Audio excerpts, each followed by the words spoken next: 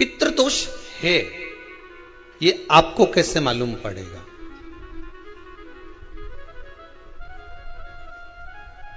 पितृ भूखे हैं, इसका तो वर्णन हमने पहले कर दिया कि रात्रि को जब आप सोने के बाद में 1-1.5 घंटे बाद अगर आपकी नींद खुल जाए, 1 घंटा 1.5 घंटा आप सो लिए, उसके बाद जो नींद खुली तो 1-1.5 घंटे तक अगर आपको नींद नहीं आ रही है, रात्रि को सोने के बाद में 1 घंटे बाद जब उठे तो आपको प्यास लग गई, भूख लगने लगी, प्यास लगने लगी कि मेरे को पानी पीना पड़ेगा, घबराहट हो रही, पानी पीना पड़ेगा। 1-1.5 घंटे सोने के बाद अचानक नींद खुले और आपको प्यास लगे, समझ लेना आपके पितृ भूखे हैं और प्यास है।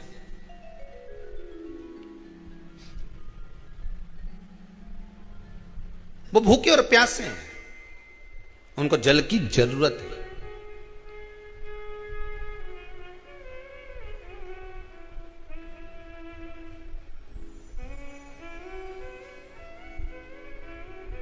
किसी भी नदी में, सरोवर में, कुंड में, बावड़ी में, तालाब में, आप तीर्थ में जाकर जब स्नान करते हैं तो स्नान करने के बाद एक काम का नियम बना लो कि अपने हाथ की अंजलि में जल लेकर अपने पूर्वजों को देना। प्यासे रहते हैं, भाग मांगते हैं।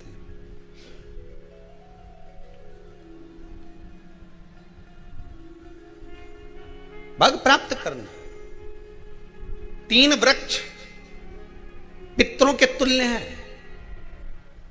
नैमिषारण्य की कथा में भी कहा था 3 वृक्ष पितरों के तुल्य हैं। पहला पीपल, दूसरा बट वृक्ष, तीसरा बेलपत्र का वृक्ष। ये पितरों के तुल्य हैं। अगर आपको रात्रि में नींद नहीं आ रही है, ऐसा लगता है कि रात्रि को 1 घंटा 1.5 घंटा सोने के बाद कुछ गलत गलत विचार आने लगते हैं, नींद सुबह 3 बजे तक 4 बजे तक नहीं आती, 4 बजे के बाद फिर नींद आती है, तो एक प्रैक्टिकल जरूर कर देखना। एक प्रैक्टिकल करने में क्या जाता है, प्रयास करने में क्या कुछ जाता है क्या? प्रैक्टिकल कर देखना कि कहीं सियोर वाला महाराज झूठ तो नहीं बोल रहा, तो प्रैक्टिकल करने में कुछ नहीं जाए। 1 लोटा पानी लो, उसमें थोड़ा सा कच्चा दूध डाल लीजिए, श्राद्ध पक्ष चल रहा है, बेलपत्री का पेड़ या पीपल का पेड़ या बट का पेड़, इन पेड़ के नीचे ले जाकर उस दूध को दोपहर में सुबह 10 बजे से लेकर 12 बजे के बीच में ले जाकर चढ़ा दीजिए। रात्रि को फिर ना आपको प्यास लगेगी ना भूख लगेगी, नींद एक बार लगी तो सुबह ही खुलेगी। प्रैक्टिकल करने में क्या जाता है? पानी डालने में तुम्हारा कुछ जाएगा? अरे बोलो तो सरी, हाँ मैं 10 रुपया का दूध जरूर उसमें, और तुम इतनी चतुर हो, इतना सारा दूध थोड़ी डालोगी, तो 2 चूल्हे डालोगे। कहाँ तुम इतना डालने वाली हो है?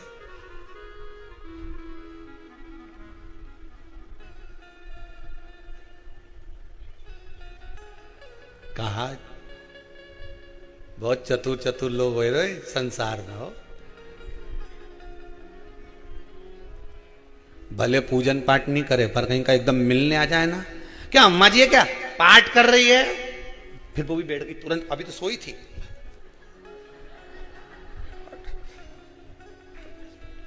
तुरंत। क्या पंडित जी हैं क्या, उनसे थोड़ा सा काम है, अभी माला जप रहे हैं, मालूम पड़े पंडित जी तो आराम से सेव फल खा रहे थे। अब प्लेट सोफा के नीचे घुसे, तुरंत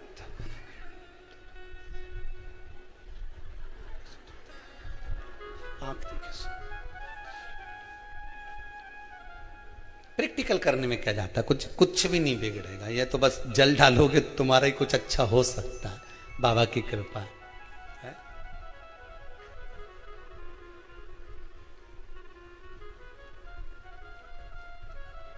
तीन वृक्ष पितरों के तुल्य हैं।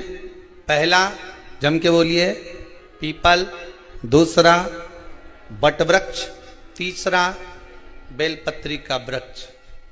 तीन पीपल के वृक्ष में 52,000 ब्राह्मण एक साथ निवास करते हैं, इसलिए पितृतुल्य है। बट वृक्ष ब्रह्मा जी के मस्तक से बना, इसलिए पितृतुल्य है। और बेलपत्री का वृक्ष माता पार्वती जी के अश्रु से बना। जब आंसू गिरे थे माता जगत जननी जगदम्बा पार्वती के, उस समय पर पितृलोक में हलचल उत्पन्न हो गई थी। हमारी नातिन की आंख में आंसू कैसे आ गए? मैनावती की पुत्री है,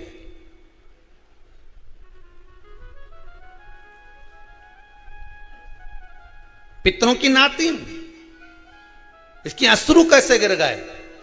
पार्वती जी ने कहा ये आंसू नहीं, मेरा पुण्य भाग प्रकट करती हूं बेलपत्री के रूप में। तो पितरों ने वर दिया था कि ये बेलपत्री का वृक्ष हमारा आशीर्वाद है, इसके नीचे अगर कोई दीप लगाता है, शिव को स्पर्श कर चढ़ाता है, उसके पितरों की शांति होगी। हम स्वयं उसको आशीर्वाद देने के लिए पधारेंगे। बेलपत्र का वृक्ष पितृतुल्य।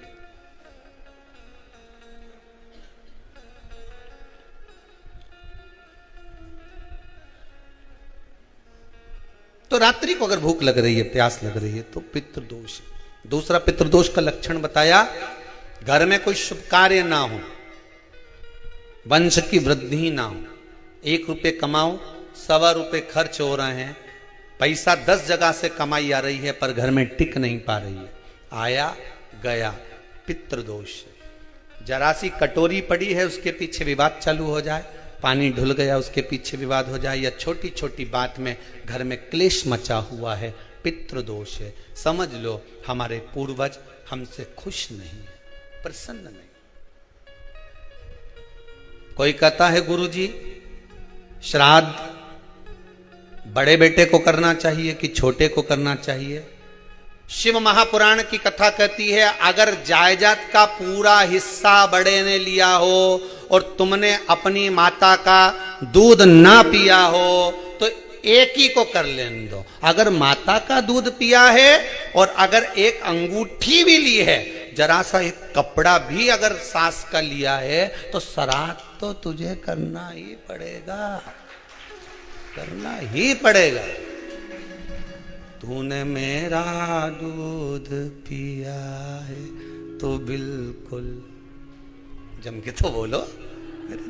अगर तुमने उनका कुछ खाया है तो अब एक काम और हो सकता है, गुरुजी वो श्राद्ध अगर हम नहीं करें और बड़े भैया करें और हम उन्हीं के यहाँ चले जाएं तो चले जा, मना कौन कर रहा है?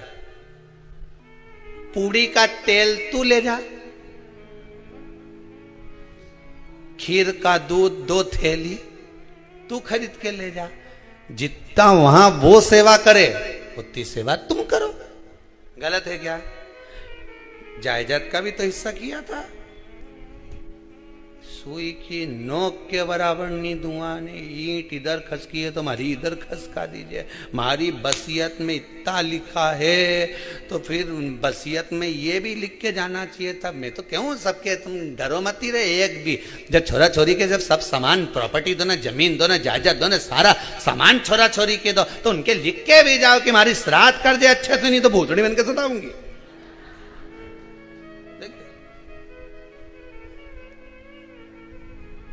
श्राद्ध करो। कितना दिया तुमको? बोलो ईमानदारी से बोलना, कितना दिया? ढेरों। और एक बात बहुत अच्छे से कहूंगा, आप लोगों के जीवन में उतरे। अगर मायके में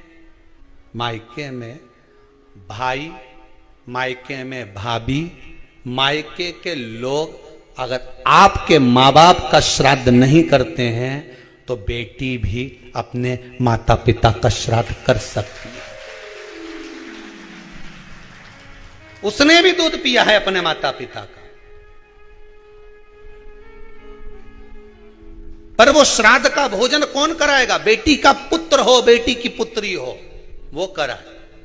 और नाम वो नाना नानी का ले ले, करे। अगर वो नहीं कर रहे हैं, वो नहीं संभालते, वो नहीं जानते, तो आप करो, तो करे। 2 भाग होते हैं। जब एक रोटी गाय के मुख में दी जाती है, गाय के मुख में जब हम रोटी देते हैं, एक रोटी जब देते हैं, या तो गाय के मुख में 16 श्राद्ध में जब रोटी देते हैं तो रोटी को बीच में से तोड़कर, रोटी का जो भाग होता है उसको, मतलब ऊपर से फुलका का परत नहीं निकालना है, रोटी जो सीधी सीधी है ना, जैसे ये रोटी है तो इसको बीच में से तोड़ लिया, 2 भाग विभाजित कर लिया, नीचे वाले भाग में भी थोड़ा सा गुड़ शक्कर रख लिया, ऊपर वाले भाग में भी गुड़ शक्कर रख लिया, एक के ऊपर एक रोटी को रख लिया, वो गाय को दी। तो अपन श्राद्ध पक्ष में 2 पूड़ी का प्रमाण है कि गाय को 2 रोटी दी जाती है, कुत्ता को 2 रोटी दी जाती है। 2 पूड़ी रख के देते भी नहीं देते, आप लोग तो देते होगे, 2 पूड़ी के ऊपर पूड़ी रखकर, थोड़ा सा मीठा रखकर, नमकीन रखकर, कुत्ते को भी देते, 2 पूड़ी तोड़कर कागा को भी देते। 2 पूड़ी का प्रमाण कहां से आया?